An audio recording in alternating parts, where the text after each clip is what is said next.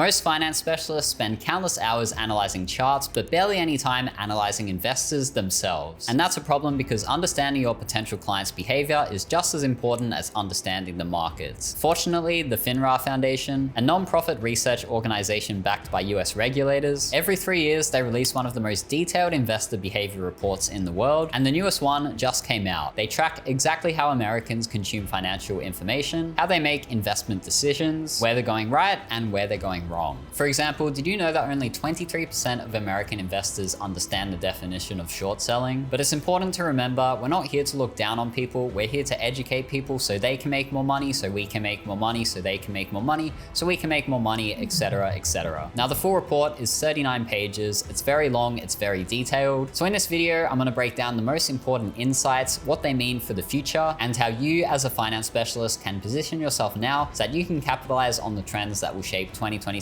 and the next few years to come. So let's start with the highlights. So around COVID, around the 2 years leading up to the 2021 survey, 21% of investors began their investing journey. But in the last 2 years leading up to the most recent survey, only 8% of investors began investing in the last 2 years. So it seems that new investors has slowed down since COVID. That's normal. The second one says that the proportion of young adults investing has declined from 32% in 2021 to 26% in 2024. So this group saw a big increase during COVID, but this has declined now. So this suggests that marketing your products towards older people will likely give you more results, as well as the fact that older people are generally the audience that has more money. So the third one says that people are less comfortable with high risk. So this has declined from 12% of people being okay with high risk to only 8% of people now are okay with high risk. And this has significantly decreased amongst investors under 35 from 24% to 15%. So basically the audience for people who prefer low risk has increased and the audience for people who prefer high risk has decreased. So if your niche is dealing with risky options, this is something to consider. However, over a third of investors, 34%, feel like they need to take big risks to reach their financial goals. Amongst investors under 35, this percentage has risen to 62%. So it feels like people feel like they need to take big risks to reach their goals, but when it comes to actually executing big risk, they do not want to do that. And unsurprisingly, investors under 35 are more likely to take on high risk. The fourth highlight goes into this as well. So again, younger investors are more likely to engage in risky behavior, and younger investors are also more likely to be trading options. This is probably due to the popularity of stuff like Wall Street bets in recent years. So again, if you're in the options niche, this is something to consider. The next one says that the percentage investing in cryptocurrency has not changed. However, the percentage of people considering cryptocurrency has decreased from 33% in 2021 to 26% in 2024. So this is probably because in 2021 there was a bull market. Now this is the most recent survey, it's from December 2025. So I'm not sure why they take so long to process all this data, but a lot of the crypto stuff in this report I wouldn't take too seriously. The next one goes into meme stocks or viral investments. These are more popular with young people. And the next one goes over the most commonly used sources of investment information. So first you have brokerage firms, then recommendations from financial professionals, business and finance articles, and words of mouth from friends, family, and colleagues. Now this data point is surprising. Among investors under 35, word of mouth is the most frequently mentioned source at 85%. So this goes against the narrative that young people are getting their investment information from like TikTok and Instagram.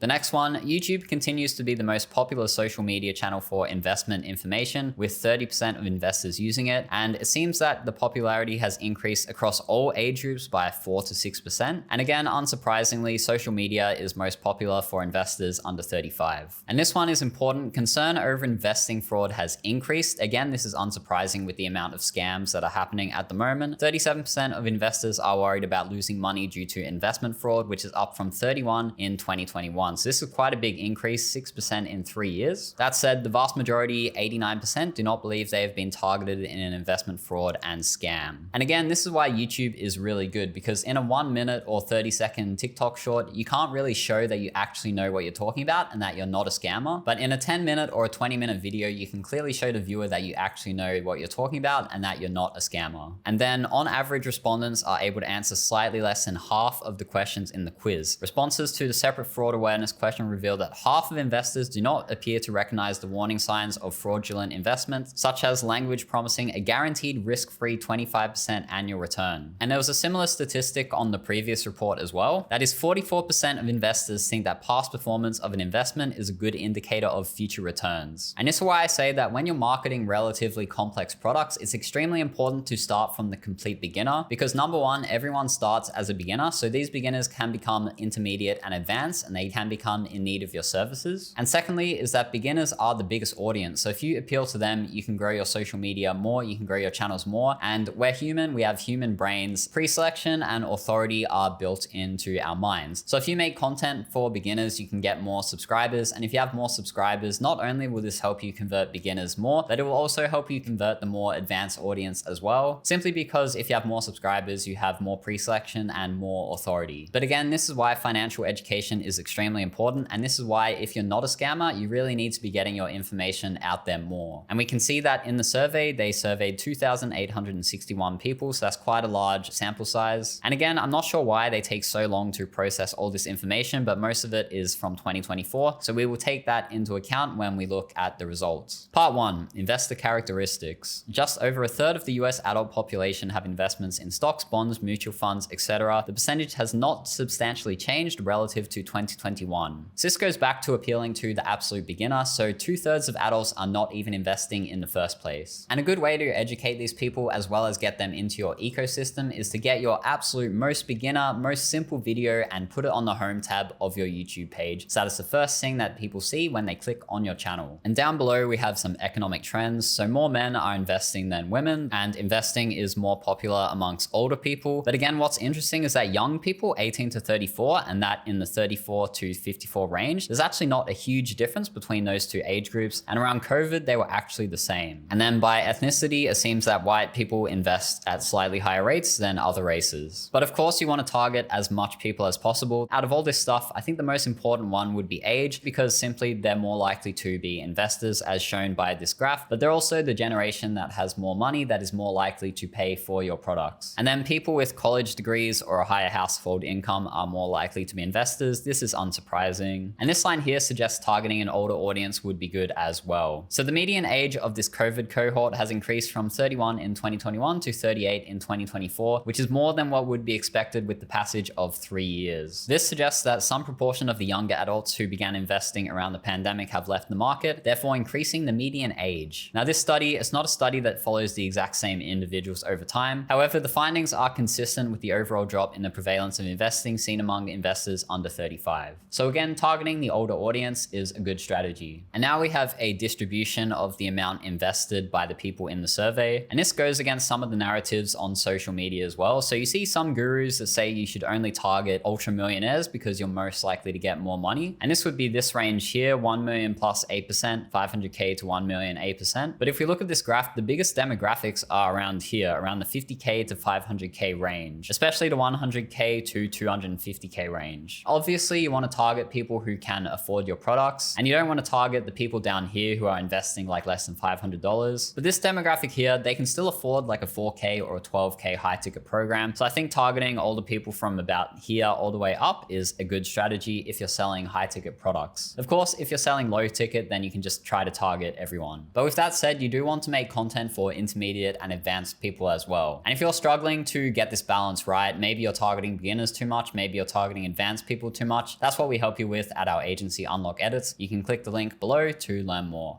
Part 2, investment vehicles. So we can see here that individual stocks are the most popular, and this has not changed. So to summarize this, individual stocks slightly more popular, mutual funds slightly less popular compared to ETFs, which are slightly more popular. Bonds and life insurance has stayed fairly the same, and annuities has become less popular as well. What's interesting is that they don't include crypto in this part. I'm not sure why. And commodities and futures has stayed roughly the same as well. And this graph is something to consider if you're an an expert in multiple niches. In general, you do want to go for the one that is more popular, that has more appeal. But another thing to look at is how competitive that niche is. And again, we have an interesting stat for the options niche. So 43% of investors report having an account that allows option trading, but 33% are unsure. So if you're in the options niche, you would need to start with what platforms you can actually use to trade options, because a lot of people are unsure. And so these people need to know which platforms they can use before they start trading options, before they potentially need your services or products. And it does seem that options are on the rise slightly from 2021. And younger investors are more likely than older investors to have an options account. Because of the popularity of Wall Street bets and all that, this is unsurprising. And now we go on to cryptocurrency. So in 2021, 33% of investors were considering buying crypto, and in 2024, that was only 26%. But what's interesting is that in 2021 compared to 2024,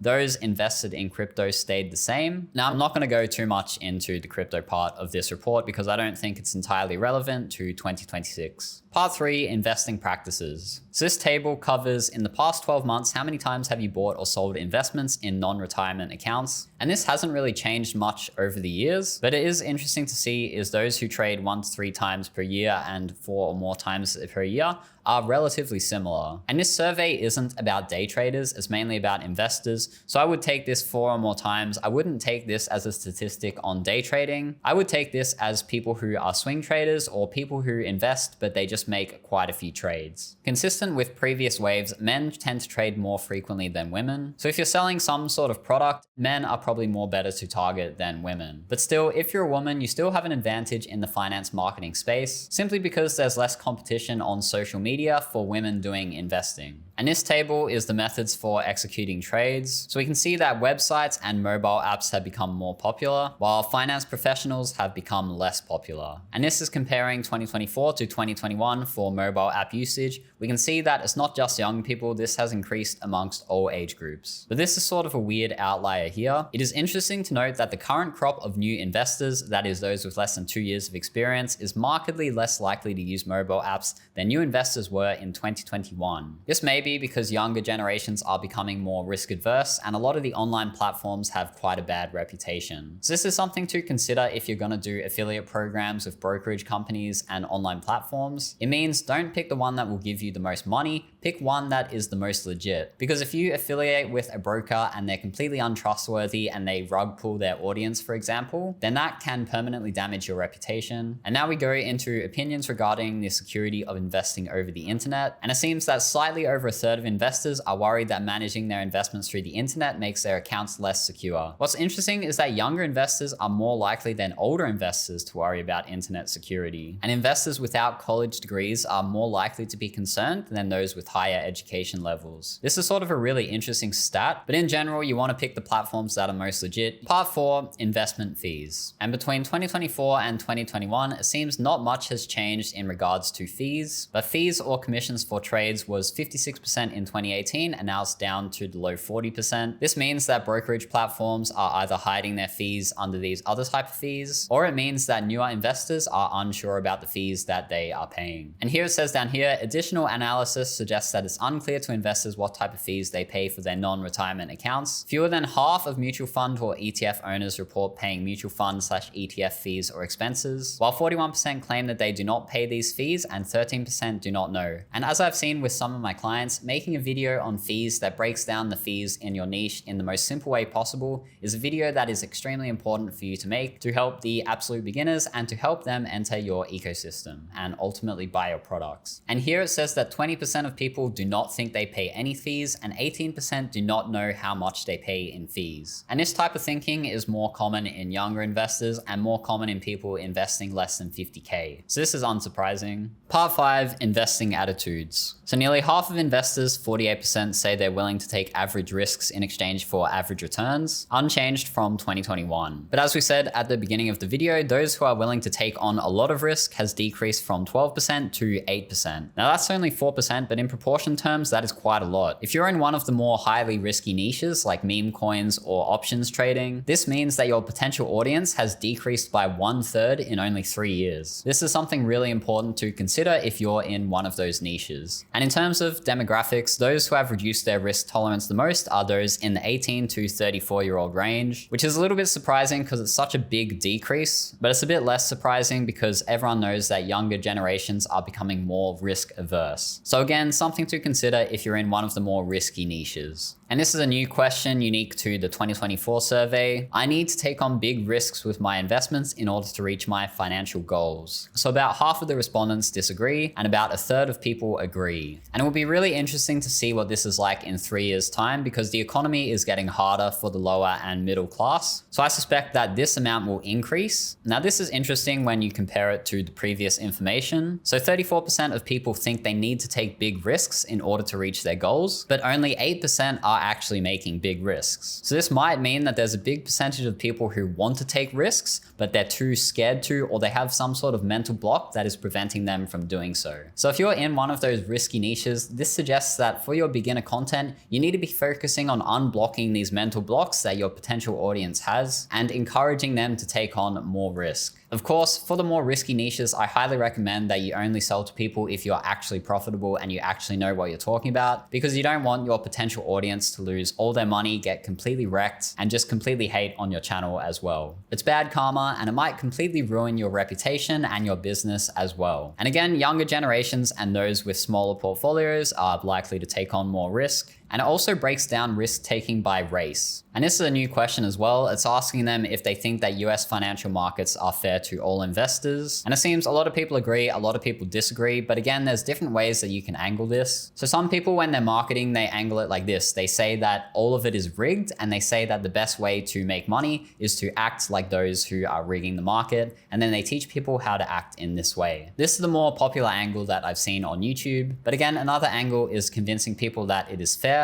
But whether the markets are fair or not, it doesn't really have much bearing on how you should market your services, so I'm not going to go too much into this. But this graph here is important information. So the biggest reason for investing is to make money in the long term. Second is short term. Third is to learn about investing. And then you have other stuff like to make a difference in the world, for entertainment, or because their friends are doing it. So this suggests that when you're marketing or selling your services, the best approach is to have a long-term approach and focus on educating your audience how they can make money in the long term. Part 6, fraud and regulation. So concerns regarding investment fraud appear to be increasing. So this is data on the question, I am worried about losing money due to investment fraud. And dark blue is agree, so it seems that this has increased from 31% to 37%. So this is really important. You want to show people that you're legit. You also want to show people that the people you associate with, the platforms you use, any affiliates, etc. You want to make sure that everything about your business is as legit as possible, because worry about investing fraud is increasing, and I can see this increasing in the future because there's more and more scams every single year. And again, this is why I think YouTube is better, because in 20 minutes or 10 minutes, it's a lot easier to show people that you actually know what you're talking about and that you're not a scammer. But reputation is extremely important. The internet never forgets. So in general, if you keep everything as legit as possible, you shouldn't have any problems. And the next section is disclosures. I'm not going to cover this section because it's not relevant to the topic of this video. If you're interested, you can click the link below and read the full report there. Part 7, information sources.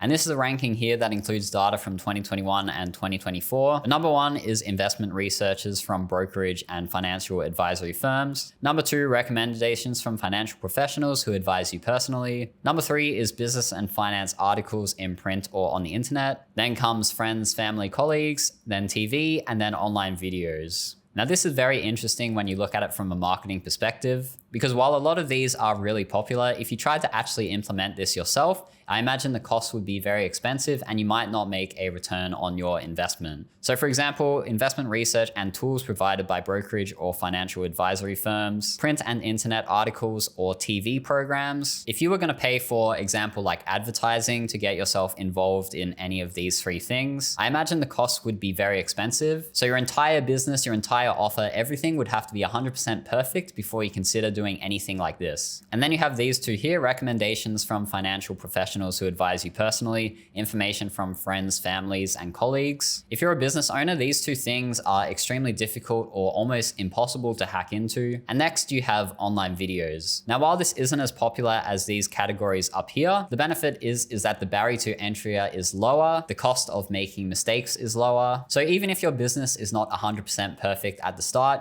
you can improve everything over time and eventually become become successful in this niche. And then below that, you have finance newsletters and other online resources. You have podcasts, popular investments displayed on a mobile or trading app. This is probably paid advertisements. And then you have radio, which is still quite popular, even though it's becoming less popular over the years. This is unsurprising. Then you have social media groups and message boards. Now I'll go into this in a little bit. This is actually quite an interesting one. And then we have younger investors are more likely to rely on their friends, family, and colleagues. And older investors are more likely to rely on financial advisors. Among investors who have purchased meme stocks or other viral investments, 78% say they rely on investments displayed on their mobile trading app and 69% on social media groups. And if you're in the meme stock space, you can see that a very popular strategy is just basically getting a bunch of bots and astroturfing online spaces. But in general, I don't recommend doing this for serious niches, and it is also quite unethical. And this next one is something I talk on my channel quite a lot. In terms of social media channels, YouTube continues to be the most popular. Usage levels for various social media channels are slightly consistent with 2021, although YouTube's lead over others appears to be widening slightly. So social media channels used for information on investing, you can see that YouTube is clearly the most popular, which is why I'm on YouTube, and it's why I recommend everyone to use YouTube. And the second one, which is surprising, is Reddit. Now this is beyond my expertise, but I suspect a lot of finance businesses are not utilizing Reddit as well as they should be. And again, all the others are lower. Not much has really changed since 2021, although Discord is quite a lot less popular, and TikTok and Instagram have stayed exactly the same. And then this next one breaks down social media usage by age. So unsurprisingly, all the social media platforms are more popular with younger investors, but for older investors, YouTube still remains the most popular social media source for investing information. As it states here, the growth in use of YouTube for investment information is not limited to younger investors. Similar increases can be seen among investors aged 35 to 54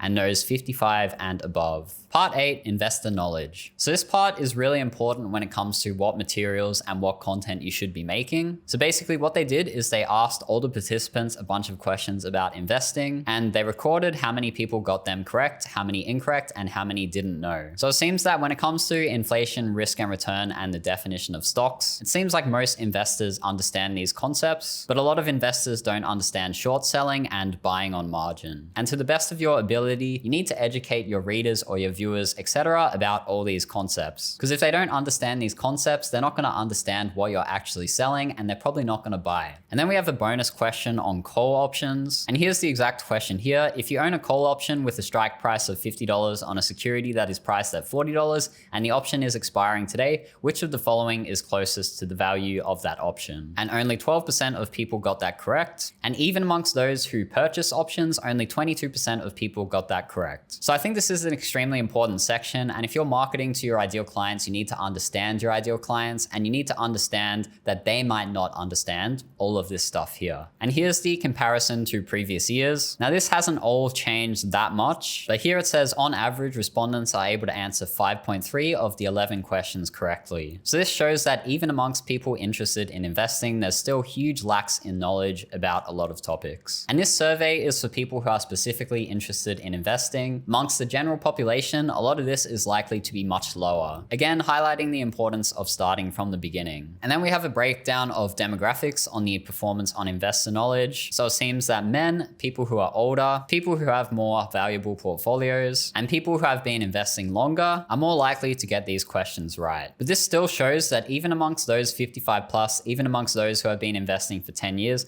even amongst those with high portfolios, a lot of them got the questions incorrect or they don't know. So even if you make a video on extremely beginner concepts, it can still get you high ticket sales simply because it might hit one of these people who have high portfolios, who have been investing for a long time, who still may not understand the thing you're talking about. And if you can educate them and make them understand, they're more likely to trust you and they're more likely to buy your products or your expertise. And this was covered briefly in the highlights at the start. This is a new question that they asked people. If you heard about an investment opportunity that promises a guaranteed risk-free 25% annual return every year for the next 5 years, would you invest in it? And 50% of people said yes. And again, this survey is targeting investors or people who are interested in investing. So this result is actually extremely surprising for me. But again, it highlights the importance of financial education to help people avoid scams. And unsurprisingly, those who are older, those who have more investing experience, and those who are more educated are less likely to answer yes to this question. But this is still surprising because those with 10 years of investing experience, 40% of people still said that they would say yes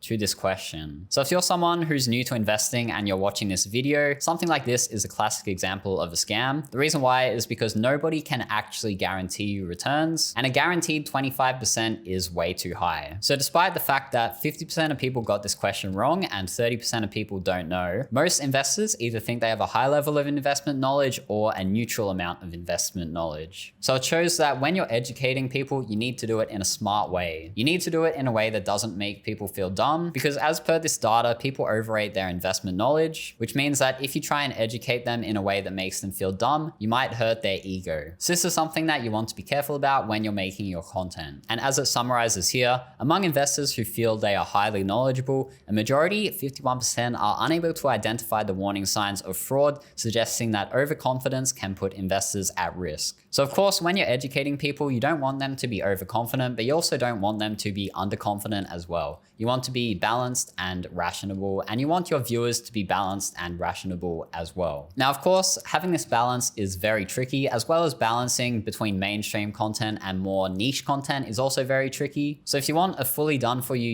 YouTube service, we do everything from the overall strategy to video ideas, to scripting, to editing, to thumbnails, to YouTube SEO and the posting. It's a full 360 approach. So if you want to grow your financial presence on YouTube to sell more of your products and services, click the link below to find out more about our agency. And of course, if you want to learn more directly from me, you can book a call below and we can have a talk there. So in conclusion, findings from the 2024 National Financial Capability Study revealed that the surge of younger investors who entered the market early in the pandemic reversed direction as the pandemic ended, bringing the share of US adults under 35 who invest back down to 2018 levels. But here's an important point here. Young investors remain distinct from older investors in their behaviors and attitudes, but the differences have become less stark. So you don't really need to change your strategy too much based on the age you are targeting. The pace at which new investors are joining the market has slowed markedly, and the proportion of investors who are new, defined as having less than 2 years of experience, shrank by more than half between 2021 and 2024. Overall, the 2024 study shows a modest trend towards more cautious attitudes and behaviors relative to 2021. A greater share of investors consider cryptocurrency to be highly risky, and fewer investors say that they would consider cryptocurrencies in the future. Again, I'm not sure how relevant this is in 2026, but the percentage who invest in penny stocks, private placements, structured notes, and REITs also declined. Even so, a third of investors feel they need to take big risks to reach their financial goals, and fewer investors cite social or entertainment motivations for investing. More investors are worried about losing money due to investment fraud than in 2021, even though very few believe that they have been targeted. Notably, when presented with an offer that typifies fraudulent investors, like a guaranteed risk-free 25% annual return, half of investors say they would invest in it. These findings, coupled with a lack of overall improvement in performance on the investing knowledge quiz questions, highlight the need for investor education and protection measures for both new investors and also many long-term investors. And again, this is why YouTube is really good, because in 10 or 20 minutes, you can educate someone a lot more than what you can in a 30-second short video. And if you're the one who educates them, they're much more likely to trust you, they're much more likely to learn more from you, and they're much more likely to get value from your products or services. So from a marketing perspective, I believe I covered the most important points in this video. So again, the link to this report is in the description. And if you want to learn more about how you can market your financial services on YouTube to sell more of your products and services, click the link below and I'll see you in the next video.